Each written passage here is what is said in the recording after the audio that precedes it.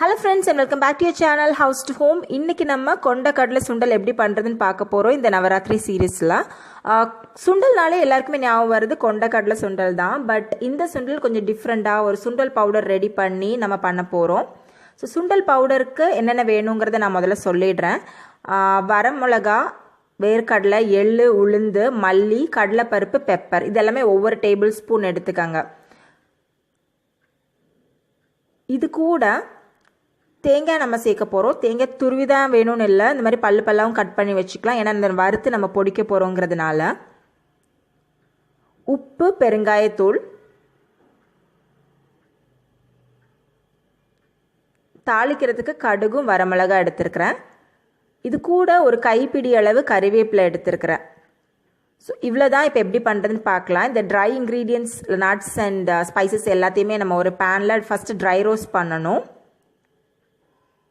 ஒரு 30 seconds roast பண்ணிவிட்டு அது கூட நம்ம தேங்காய் சேர்த்துக்கலாம். கூடவே கறிவேப்பிலை கொஞ்சமாக சேர்த்துக்காங்க. ஸோ ஃப்ளேவர் இன்னும் நல்லா என்ஹான்ஸ்டாக இருக்கும்.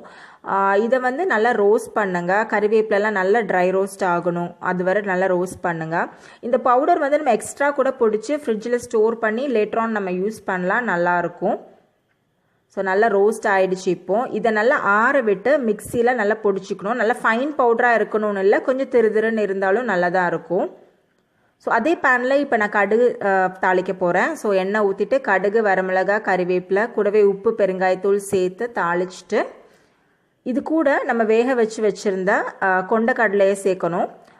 கொண்டக்கடலையை சேர்த்ததுக்கு அப்புறமா ஒரு 2 மினிட்ஸ் அந்த உப்பெல்லாம் நல்லா பிடிக்கிற வரைக்கும் நல்லா டாஸ் பண்ணிக்கோங்க.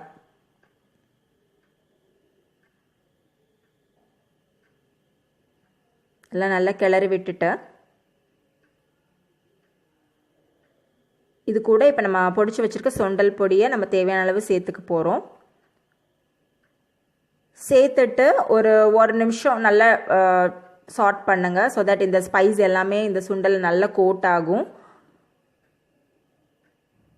ரொம்ப ஃப்ளேவர்டாக இருக்கும். அந்த வேர்க்கடலை, எள்ளு இதோட சேர்த்து சாப்பிட்றப்ப ஒரு டிஃப்ரெண்ட் எக்ஸ்பீரியன்ஸ் உங்களுக்கு கண்டிப்பாக கிடைக்கும். வித்தியாசமாகவும் இருக்கும். நம்ம இந்த நவராத்திரி சீரீஸில் செஞ்ச எல்லா சுண்டல்ஸோட லிங்க்ஸும் நான் டிஸ்கிரிப்ஷன் பாக்ஸில் உங்களுக்காக ப்ரொவைட் பண்ணுறேன். நீங்கள் எல்லாத்தையுமே கண்டிப்பாக செக் பண்ணி ட்ரை பண்ணி பாருங்கள்.